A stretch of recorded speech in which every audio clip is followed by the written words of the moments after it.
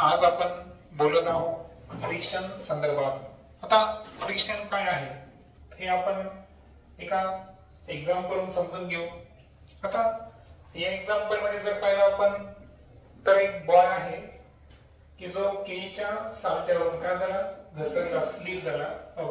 Boy falls down when he step on the banana peel. बरोबर. आता हे का झालं? कारण आपल्याला जेव्हा आपण चालतो ना तर चालण्यासाठी सुद्धा कशाची आवश्यकता असते? फ्रिक्शन म्हणजे घर्षणाची आवश्यकता असते. आणि इथं जे जमिनीसोबत जे फ्रिक्शन आहे हे की नाही, त्या फ्रिक्शन मुळे आपण चलू शकलो. परंतु आता पायाचा संपर्क कोणासोबत आला? बनाना सोबत. बरोबर आहे का? त्या केळाच्या सालट्या सोबत आला आणि तिथं फ्रिक्शन काय झालं? रिड्यूस म्हणजे कमी झालं. आणि फ्रिक्शन कमी झाल्यामुळे तो मुलगा आता काय झाला? त्या ठिकाणी स्लिप झाला.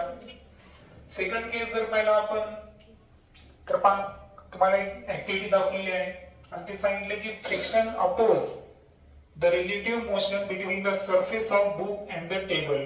म्हणजे जेव्हा हे बुक आहे हे तुम्ही पृष्ठभागावर जेव्हा मागे पुढे घेता तर अशा वेळेस तुम्हाला लक्षात येईल की तुमचं जे रिलेटिव्ह मोशन आहे म्हणजे तुम्ही त्या बुक्सला जे पुश करण्याचा प्रयत्न करायला, ओढण्याचा प्रयत्न करता, तर अशा वेळेस त्याला विरोध करणारा एक फोर्स तिथे अवेलेबल आहे. तो कोणता आहे? फ्रिक्शन. कोणता आहे? फ्रिक्शन. म्हणजे फ्रिक्शन काय करायला की बुक आणि टेबल हे जे दोन पृष्ठभाग आहेत या पृष्ठभागामध्ये त्यांना काय तयार केले? विरोध बल तयार केलं आणि ते विरुद्ध बल कोणतं होतं? फ्रिक्शन. आता एक एक पॉइंट समजून घेऊ आपण. पहिल्यांदा आपण फ्रिक्शन संदर्भात पहा. फ्रिक्शन अपोज रिलेटिव्ह मोशन म्हणजे कोणतंही जे मोशन असतं त्याला विरोध कोण करत असतं तर ते काय करतो? फ्रिक्शन. येते लक्षात? आता याबद्दल मी तुम्हाला बऱ्याच वेळेस एक्झाम्पल सांगितलं की एखादा बॉल जो आहे आपण सरळ दिशेने जरी फेकला तरी सुद्धा काही वेळेला काय होतो? तो खाली येतो. त्याची स्पीड काय होत जाते? कमी होत जाते. कारण माध्यम आहे हवा. हवेमुळे तिथं काय झालं? फ्रिक्शन घडलं. आणि फ्रिक्शन जे आहे त्याचा परिणाम असा झाला की फ्रिक्शन काय करतं? बॉलची स्पीड काय करतो? रिड्यूस करतो. म्हणजे कोणत्याही वस्तूचं रिलेटिव्ह मोशन याला विरोध कोणी करत असेल तर ते कोण आहे? फ्रिक्शन. आता फ्रिक्शन फक्त कुठं पॉसिबल नाही? व्हॅक्यूम मध्ये. निर्वात जे असते ना तिथं कोणत्याही प्रकारचे जे आहे विरोध नसतो आणि त्याच्यामुळे तिथंच फक्त फ्रिक्शन शक्य आहे. अदरवाईज प्रत्येक रिलेटिव्ह मोशनला अपोज कोण करतो? Friction. The force of friction always opposes the applied force. म्हणजे ज्या दिशेनं आपण बल लावतो त्याच्या विरुद्ध दिशेने घर्षण बल काय करत असतं? कार्य करत असतं. हे आपण स्टेट बोर्डच्या अभ्यासामध्ये पण पाहिलेलं आहे की जेव्हा आपण पुढे पुढे चलतो तेव्हा फ्रिक्शन कसा ऍक्ट करतो? आपल्या विरुद्ध दिशेने. म्हणजे गतिमान वस्तूच्या, जी वस्तू मोशन मध्ये आहे त्या मोशन मध्ये असणाऱ्या वस्तूच्या अपोजिट डायरेक्शन म्हणजे विरुद्ध दिशेनं फ्रिक्शन हे कार्य करत असतं. त्यानंतर एक्झाम्पल सांगितलं. Force of friction acts between the surface of the book and the surface of the table. पहा तुम्ही सुद्धा हा एक्सपेरिमेंट करू शकता की एखाद्या टेबल आहे आपल्याकडे, त्याच्यावर तुम्ही एक बुक ठेवा आणि त्याला मागे पुढे फोर्स अप्लाय करा. तर तुमच्या लक्षात येईल की जेव्हा तुम्ही फोर्स लावायले तर या फोर्सच्या अपोजिट तिथं आणखीन एक फोर्स अवेलेबल आहे आणि ती फिजिकल क्वांटिटी काय असते? फ्रिक्शन. Then spring balance. आता स्प्रिंग बॅलेन्स काय आहे तर अगोदर एक इमेज दाखवतो मी तुम्हाला. तर हे आहे स्प्रिंग बॅलेन्स. बऱ्याच वेळेस तुम्ही पाहिलं असं की कापसाच्या गाडीमध्ये पाहिलं असेल तुम्ही बऱ्याच वेळेस वेट मोजण्यासाठी आपण कशाचा वापर करत असतो? तर या ताण काट्याचा स्प्रिंग बॅलेन्सचा वापर करत असतो. आता स्प्रिंग बॅलेन्स जे आहे ना is a device used to measuring the force acting on the object. म्हणजे कोणत्याही वस्तूवर किती बल कार्य करतं, किती फोर्स कार्य करतं तर ते मेजर करण्यासाठी आपण काय वापरत असतो? Spring balance. या अगोदर मी वस्तुमान आणि वजन याच्यामध्ये फरक सांगितला होता तुम्हाला. मास म्हणजे युनिव्हर्सल, ते कसं आहे पूर्ण विश्वामध्ये. मास कुठे बदलतं का? नाही बदलतं. काय फक्त वेट, आणि वेट हे एका पद्धतीचं काय आहे, फोर्स आहे. लक्षात आलं. आपलं जेव्हा आपण मास सांगू तर माझं मास असेल समजा 80 किलोग्राम, पण जेव्हा मी माझं वेट सांगतो तो वेट करत असताना आपल्याला ग्रॅव्हिटीनं मल्टिप्लाय करावं लागतं. ऍक्सिलरेशन ड्यू टू ग्रॅव्हिटीची व्हॅल्यू आहे 9.8. किती आहे, 9.8 मीटर पर सेकंड स्क्वेअर. म्हणजे मासला ग्रॅव्हिटीनं मल्टिप्लाय केलं तर काय निघतं, वेट. डेफिनेटली वेट हे सुद्धा काय आहे, एक पद्धतीचं फोर्स आहे. पण कोणत्याही ऑब्जेक्टवर किती फोर्स ऍक्ट होतं हे मोजणारं डिव्हाइस कोणतं आहे, spring balance. It consist of coiled spring which get stretch when a force is applied to it. जेव्हा तिथे त्याच्यामध्ये एक स्प्रिंग असते, तुम्ही जर काळजीपूर्वक ते इन्स्ट्रुमेंट जर पाहिलं तर त्याच्यामध्ये काय प्रेझेंट असते, स्प्रिंग. आणि जसं आपण खाली लोड अटॅच केला की ती स्प्रिंग काय होते, स्ट्रेच म्हणजे ताणल्या जाते. म्हणजे त्याच्यामध्ये कॉइल्ड स्प्रिंग आहे आणि ही स्प्रिंग स्ट्रेच म्हणजे केव्हा ताणल्या जाईल, जेव्हा त्याच्यावर आपण काय अप्लाइड करतो, फोर्स अप्लाइड करतो. Stretching of the spring is measured by a pointer moving on a graduated scale. आता इथे जर पाहिलं आपण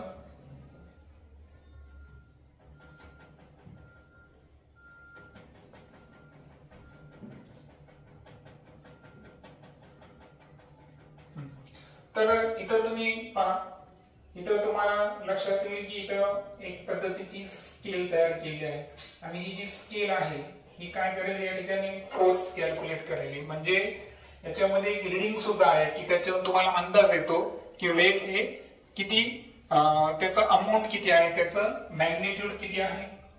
तर आता लक्षात घ्या की stretching of the spring is measured by a pointer moving on the graduated scale. म्हणजे ग्रॅज्युएट स्केल आहे तिथे एक पॉइंटर आहे, हा पॉइंटर काय होणार, वर खाली होणार. वेट वाढला की तो कुठे येणार, खाली येणार. म्हणजे तो त्या ठिकाणी दाखवणार किती वेट आहे, आणि जेव्हा रिमूव्ह करणार तो पॉइंटर कसा जाणार, वर जाणार. Okay. The reading on the scale gives the magnitude of the force. आणि फोर्सची किंमत किती आहे ही किंमत आपल्याला कशामुळे कळली, पॉइंटर मुळे. कारण पॉइंटर काय करायला, त्या स्केलवर एक विशिष्ट मेजरमेंट आपल्याला शो करत असतो. आता त्यानंतर जर पाहिलं आपण फॅक्टर अफेक्टिंग फ्रिक्शन. आता आपण बोलू अशा घटकाबद्दल की जे घटक कशावर परिणाम करायले, फ्रिक्शन. म्हणजे घर्षण बलावर परिणाम करणारे घटक कोणते कोणते आहेत. तर पहा, friction is caused by the irregularities on the two surface in contact. जेव्हा दोन वस्तू एकमेकांच्या संपर्कात असतात ना, तर दोन्हीचा पृष्ठभाग हा नियमित असतो का, रेग्युलर नसतो.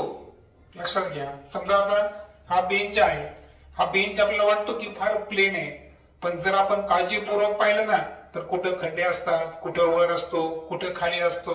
म्हणजे पृष्ठभाग हा रेग्युलर असतो का, नाही. हा कसा असतो, इरेग्युलर असतो. म्हणजे इरेग्युलर पृष्ठभाग असेल तरच फ्रिक्शन तयार होतं. येते लक्षात.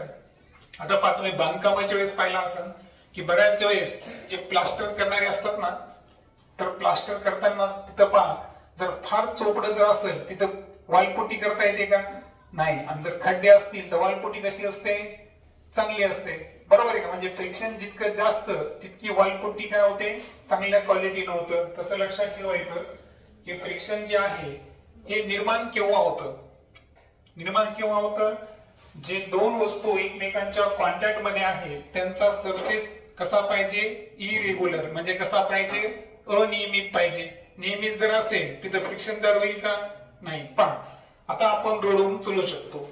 का चालू शकलो माहितीये का, कारण तुम्ही पहा खालचा रोड हा इरेग्युलर आहे, कुठं बारीक खड्डे आहेत, कुठं वर आहे, कुठं आहे. म्हणजे आपल्याला काय भेटलं त्या ठिकाणी, फ्रिक्शन भेटलं. आणि जे केळाचं साल्टावरून तो मुलगा पडला, हे का पडला बरं, कारण केळाचं साल्ट कसं होतं, रेग्युलर. कसं होतं, रेग्युलर. तिथं फ्रिक्शन क्रिएट झालं का, नाही. दॅट्स वाय तो काय झाला त्या ठिकाणी, स्लिप झाला. Force of friction is greater if rough surface is involve. Rough म्हणजे कसा, खडबडीत पृष्ठभाग. जितका जास्त असेल तितकं फ्रिक्शन काय असतं, जास्त असतं. आता याचं सुंदर एक्झाम्पल घेऊ आपण. आता मला सांगा, तुम्हाला जेव्हा तुम्ही रोडवरून चालता आणि शेतामधून चालता, शेताच्या मातीमधून, तर मला सांगा तुम्ही पटकन कुठून चालता? रोडवरून. कारण तिथं फ्रिक्शन कसं आहे? कमी. आणि इथं जर पाहिलं आपण, शेतामध्ये जर पाहिलं आपण, आपले पाय रुततात. कारण तिथं सरफेस कसा आहे? रफ. म्हणजे जितका सरफेस रफ तितकं फ्रिक्शन जास्त. येते लक्षात? आता आपल्या लॅब मध्ये सुद्धा आहे पहा, एक इन्स्ट्रुमेंट आहे, तिथं तुम्हाला एक प्लेन पट्टी दाखवलेली आणि खडबडीत दाखवलेली आहे. प्लेन पट्टीवरून जी गोटी काय होते? फास्ट जाते. आणि जर पृष्ठभाग खडबडीत असेल तर ती गोटी फास्ट जाते का? नाही. ती कशी जाते? सावकाश. ती सावकाश का गेली? कारण सरफेस जितका रफ तितकी वस्तूची स्पीड काय असणार? कमी असणार. म्हणजे तिथं फ्रिक्शन कसं असतं? जास्त असतं. येतं लक्षात? आता तुम्ही घसरगुंडी घ्या. घसरगुंडीवरून काय होतं बरं? तुम्ही सहजच काय येता? लोखंडाची जर असेल तुम्ही सहज येता. आणि ती जर सिमेंटची घसरगुंडी असेल तर अशा वेळेस काय होतं बरं? फ्रिक्शन काय झालं त्या ठिकाणी? इन्क्रीज. म्हणजे पृष्ठभाग जितका खडबडीत असेल, म्हणजे जितका रफ असेल, तितकं फ्रिक्शन कसं असणार? जास्त. ओके. त्यानंतर friction is caused by the interlocking of irregularities in the two surface.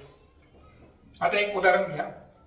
Suppose आता एक हा पेन तर ठीक आहे, पेन तर शक्य नाही समजा. आता एक लक्षात घ्या की आपण जेव्हा रोडवरून चालतो तर इरेग्युलरिटी फक्त रोडमध्येच आहे का? नाही. आपल्या पायामध्ये घालणाऱ्या कशामध्ये आहे? शूज मध्ये सुद्धा आहे. आता पहा, आपल्या शूजला जर ग्रीप चांगली असेल, काय चांगली असेल? ग्रीप. म्हणजे तिथं खड्डे जास्त आहे, म्हणजे तिथं काय आहे? सरफेस जर रफ असेल तर आपण सहज चालू शकतो पहा. पण पावसाळ्याच्या दिवसात काय होतं बरं? चिखल जर असेल तिथं फ्रिक्शन काय झाला? रिड्यूस. फ्रिक्शन रिड्यूस झाला की तिथं काय करणार आपण? घसरणार. कधी कधी पहा, आपली चप्पल जुनी झाली ना, त्याच्यामध्ये पाठीमागं ती थोडीशी स्लिप सारखी होते, बरोबर आहे का? कधी कधी काय होतं? आपण घसरतो. म्हणजे चप्पल जुनी झाली म्हणजे काय झालं? त्याच्यामधला जो इरेग्युलर सरफेस होता तो कसा झाला? कमी. अनियमित पृष्ठभाग कमी झाला तर त्या ठिकाणी फ्रिक्शन काय होतं? कमी. म्हणजे फ्रिक्शन हे संपर्कात येणार एकाच वस्तू डिपेंड आहे का? नाही. दोन्हीवर डिपेंड आहे. लक्षात आलं का? जमिनीवर आपण चाललो, जमिनीमध्ये सुद्धा इरेग्युलर सरफेस पाहिजे. आपला जो शूज आहे त्याच्यामध्ये पण इरेग्युलर पाहिजे. आणि हे दोन इरेग्युलर सरफेसची काय होते? इंटरलॉकिंग. आणि ही इंटरलॉकिंग झाली की फ्रिक्शन त्या ठिकाणी तुम्हाला मदत करतं. काय करतं? मदत करतं. पहा, रोडवर पाणी आहे, चिखल आहे, फ्रिक्शन काय झाला? कमी. मग चांगला बूट असून उपयोग आहे का? नाही. चांगला शूज असून उपयोग नाही, तरी तो काय होणार? त्याच्यातून घसरणार. जर पृष्ठभाग चांगला आहे, मातीचं मैदान आहे, पण तुमच्या पायामध्ये जी चप्पल आहे तिच्यामध्ये अजिबात समजा काय नाही, इरेग्युलर नाही, ती पूर्णपणे स्लिप होण्यासारखी आहे, मग अशा वेळेस ती टिकते का? नाही. म्हणजे याचा अर्थ फ्रिक्शन चांगलं होण्यासाठी दोन्ही जे ऑब्जेक्ट आहेत या दोन्ही ऑब्जेक्टचं जे इरेग्युलर सरफेस असतो है ना, तर त्याची इंटरलॉकिंग ही फार महत्वाची आहे. So next is, it is obvious that the force of friction will increase if the two surface are press harder. आणि पहा, दोन वस्तू आहेत, त्यांना जितका आपण हार्डली प्रेस करू तितकं फ्रिक्शन काय होतं? इन्क्रीज. सिम्पली आपले बोट घ्या, दोन तळहात घ्या आपले. आता याला जर आपण थोडस स्मूथली प्रेस केलं तर फ्रिक्शन कसं असेल? कमी. आणि याला थोडं जितकं जास्त तुम्ही काय करणार? प्रेस करणार, तर अशा वेळेस फ्रिक्शन काय असणार? तितकं जास्त असणार. आणि दॅट्स व्हाय त्यांनी सांगितलं की फोर्स ऑफ फ्रिक्शन हे केव्हा वाढतं? जेव्हा दोन सरफेसला आपण हार्डली काय करतो? प्रेस करतो. म्हणजे जितक्या जास्त प्रमाणात आपण त्याला प्रेस करू तितकं फ्रिक्शन काय असणार? या ठिकाणी जास्त असणार. ओके. देन आता इथे एक सिंपल एक्सपेरिमेंट दाखवलं आहे पहा. इथे जर पाहिलं ना तर पहा, इथे फक्त टेबल आहे, बरोबर आहे का? आणि त्या टेबलवर काय ठेवलेलं आहे? कापड ठेवलेलं आहे. मला सांगा, टेबलवर फ्रिक्शन कसं असणार? जास्त. आणि इथे फ्रिक्शन कसं असणार? कमी. त्यामुळे मी काय केलं की एक पोझिशन पासून एक पेन्सिल रोल सोडून दिला. त्या पेन्सिल रोलनं जवळपास पूर्ण टेबल पर्यंत डिस्टन्स काय केलं, कव्हर केलं. याचा अर्थ काय झाला, इथं फ्रिक्शन कसं होतं, फ्रिक्शन कसं आहे, इथं कमी होतं. फ्रिक्शन कमी असल्यामुळे सेलनं जे पार केलेलं अंतर आहे ते कसं आलं, जास्त. आता जिथे क्लॉथ आला, कपडा आला, तिथं फ्रिक्शन कसं असणार, जास्त. म्हणजे जो सेल इथं टेबलच्या दुसऱ्या टोकापर्यंत गेला होता तो फक्त अर्ध्यापर्यंतच गेला, जेव्हा की त्याला आपण विशिष्ट हाईटनं काय केलं होतं, रोल केलं होतं, सोडलं होतं.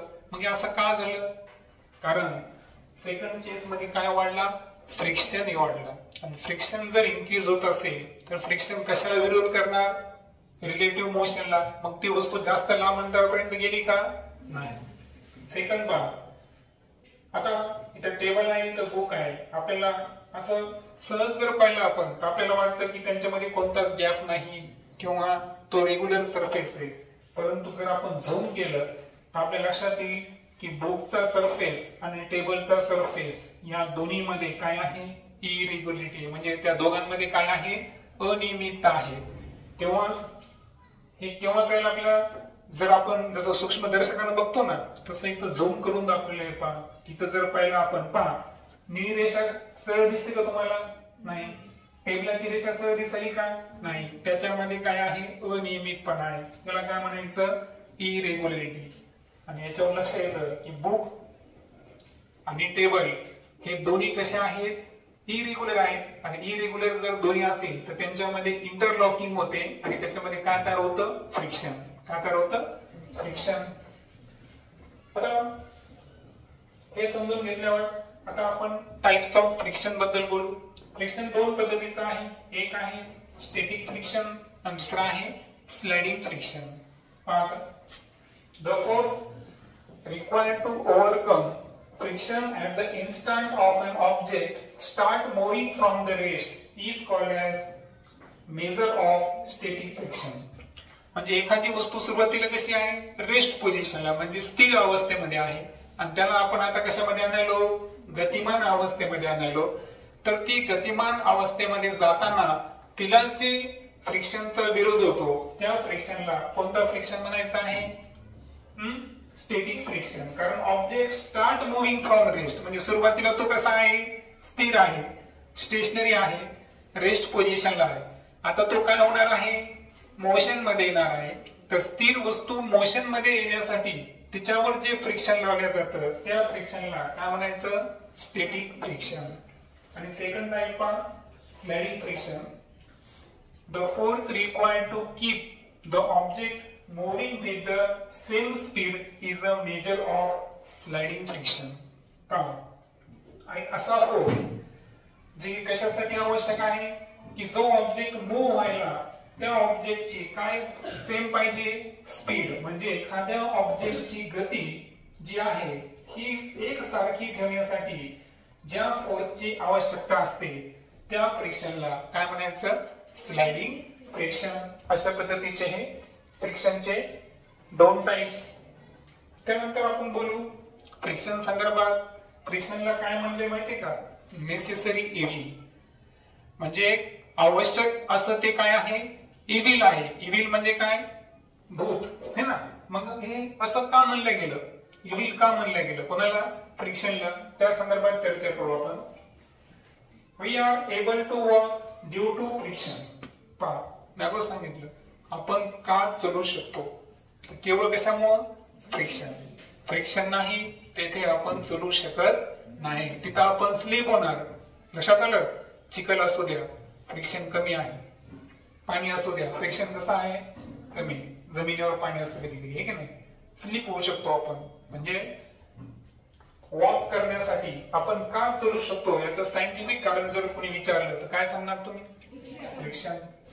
We can write due to friction. आपण लिहू शकतो, त्याचं रिझन काय आहे, पहा वही आहे, त्या वहीवर वहीचा जो पृष्ठभाग आहे हा झाला पहिला रफ सरफेस. त्यानंतर तुम्ही त्याच्यावर हात टेकता, हा झाला दुसरा. त्यानंतर पेनच्या जे ग्रिप असतं त्याच्यावर तुम्ही काय करता, बोट प्रेस करता, ते झालं तिसरं फ्रिक्शन. म्हणजे इथं कंटिन्यू. आणि जेव्हा तुम्ही दाबून लिहिता, बरोबर आहे का, जेव्हा त्याच्यावर तुम्ही काय करता, प्रेस करता ना पेनाचं टोक, ते सुद्धा काय आहे, फ्रिक्शन. म्हणजे due to friction we can write. आपण का लिहू शकतो, त्याच्या मागचं कारण काय आहे, friction. If an object start moving it would be never stop if there were no friction. पृथ्वीवर फ्रिक्शन नसतं तर काय झालं असतं, तर इथं लागू झाला असता Newton's first law of motion. न्यूटनचा पहिला गतिविषयक नियम काय सांगतो, गतिमान वस्तू ही कायम गतिमान आणि स्थिर वस्तू ही कायम स्थिर राहिली असती जर त्याच्यावर बाह्य बल कार्य करत नसेल तर.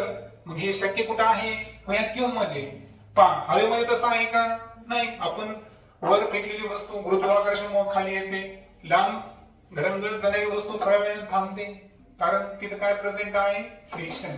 जर फ्रिक्शन नसेल तर काय होईल, जी वस्तू गतिमान आहे ती कायम कशामध्ये राहील, गतिमानच राहील. ती कधी थांबणार आहे का, नाही. म्हणजे कोणतीही वस्तू विशिष्ट अंतर पार केल्यावर जी थांबते त्याच्या मागचं सायंटिफिक रिझन जर काय असेल ते काय आहे, फ्रिक्शन.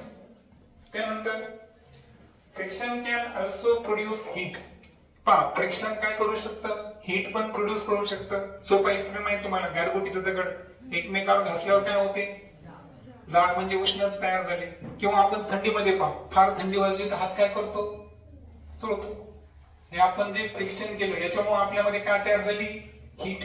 काय तयार झाली, हीट. दॅट्स वाय लक्षात ठेवायचं, हे फ्रिक्शन जे आहे हे हीट म्हणजे उष्णता सुद्धा तयार करू शकतं. कारण जंगलामध्ये काय होतो, वणवा पेटतो. वणवा कसा पेटतो, ज्या झाडाच्या फांद्या असतात ते एकमेकाला काय करतात, घासतात. घासतात म्हणजे तिथं काय आहे, फ्रिक्शन. फ्रिक्शन मुळे तिथं काय निर्माण झाली, हीट. ती हीट जास्त प्रमाणात तयार झाली तर काय तयार झाला, जाळ. मग याच्या मागचं सायंटिफिक रिझन काय असेल तर ते काय होतं, friction. Striking of a match stick produces fire by friction. आपल्याकडे कड्याची गड्डी असते, त्याच्यावर आपण काय करतो, ती मॅच स्टिक जी आहे त्या सरफेसवर काय करतो आपण, घासतो. म्हणजे फ्रिक्शन आहे त्या ठिकाणी. फ्रिक्शन मुळे काय होते, तर हीट प्रोड्यूस होते आणि ती मॅच स्टिक काय होते, बर्न होते. त्याच्या मागचं पण सायंटिफिक कारण काय आहे, फ्रिक्शन आहे.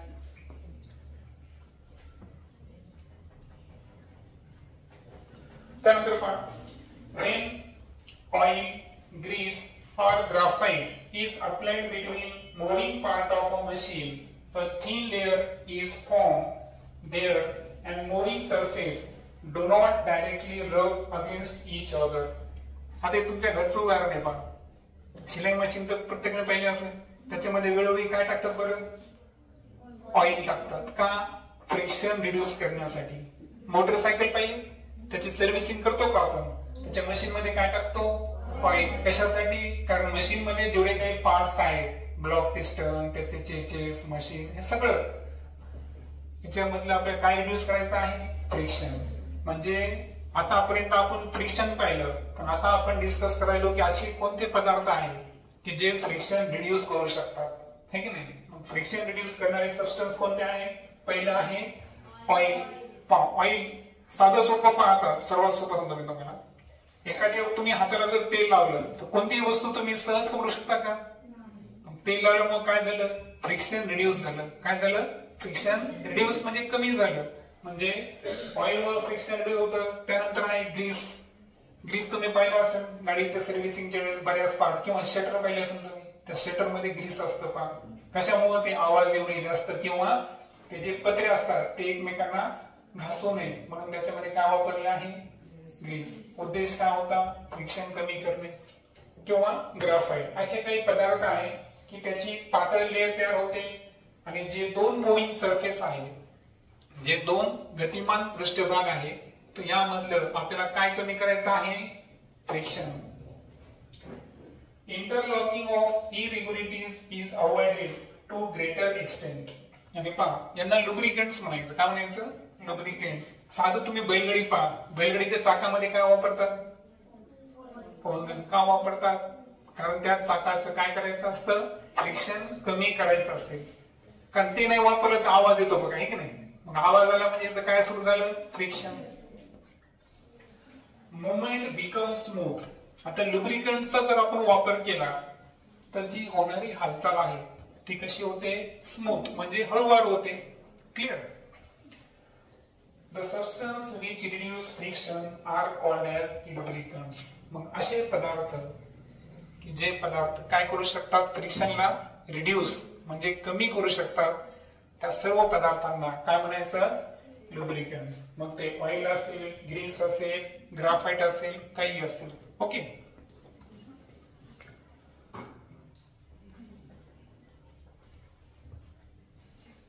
त्यानंतर आता इथे जर पाहिलं आपण शूजला स्पेशल ग्रीप एक बघा खाली आहे का, कारण हे ग्रीप जितके चांगले तितकं फ्रिक्शन वाढणार, आणि हे जर ग्रीप नसेल तर फ्रिक्शन काय होणार, कमी. हे जे टायरला ग्रीप आहे हे कशासाठी आहे बरं,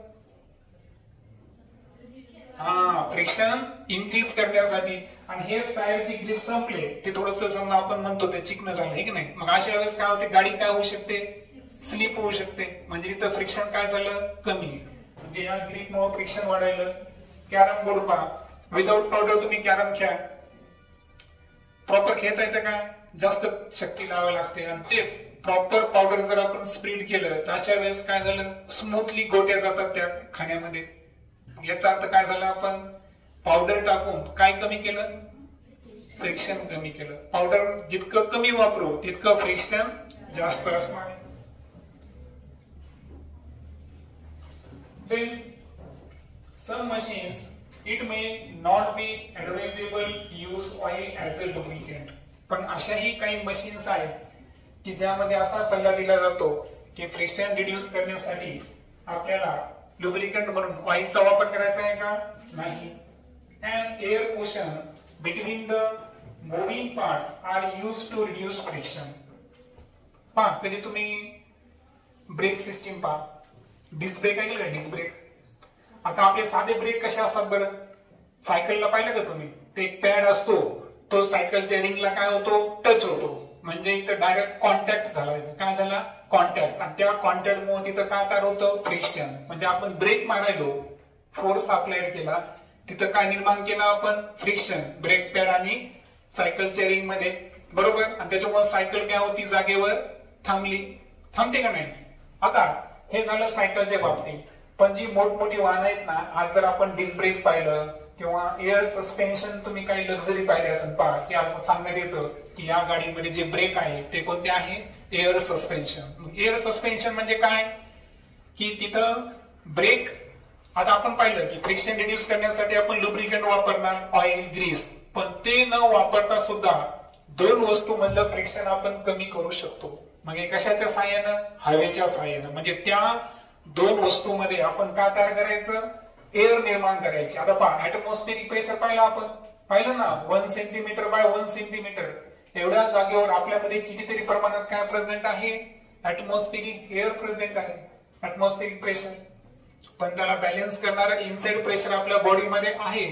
म्हणून ते 30,000 न्यूटनचं जरी बल असेल पण त्याला आपल्याला काय होतं का, नाही. तर लक्षात घ्या, सेम पद्धतीनं एअर कुशन जे आहे, जे दोन मूव्हिंग पार्ट्स असतील त्याच्यामध्ये ऑइल न वापरता काय वापरायचा, एअर कुशन. तर एअर कुशन सुद्धा आपल्याला फ्रिक्शन रिड्यूस करता येतं. Friction can never B entirely eliminate. आता लक्षात घ्या, फ्रिक्शन आपण कमी करू शकतो पण पूर्णपणे कधीच फ्रिक्शन नष्ट करता येत नाही. माइंड मध्ये क्लिअर टाका. आपण ऑइल वापरायलो, लुब्रिकंट वापरायलो, एअर कुशन वापरायलो, आपण फ्रिक्शनचं फक्त काय करत आहोत, प्रमाण कमी करत आहोत. फ्रिक्शनला आपण 100% इलिमिनेट करू शकतो का, नाही, हे शक्यच नाही. आपण फ्रिक्शन 100% नष्ट किंवा नाहीस करू शकत नाही. फक्त त्याचं प्रमाण काय करतो, आपण कमी करतो. काही दिवसांना ते ऑइल खराब झाल्यावर ऑइल काय करायला गेलं, चेंज. लक्षात आलं. No surface is perfectly smooth.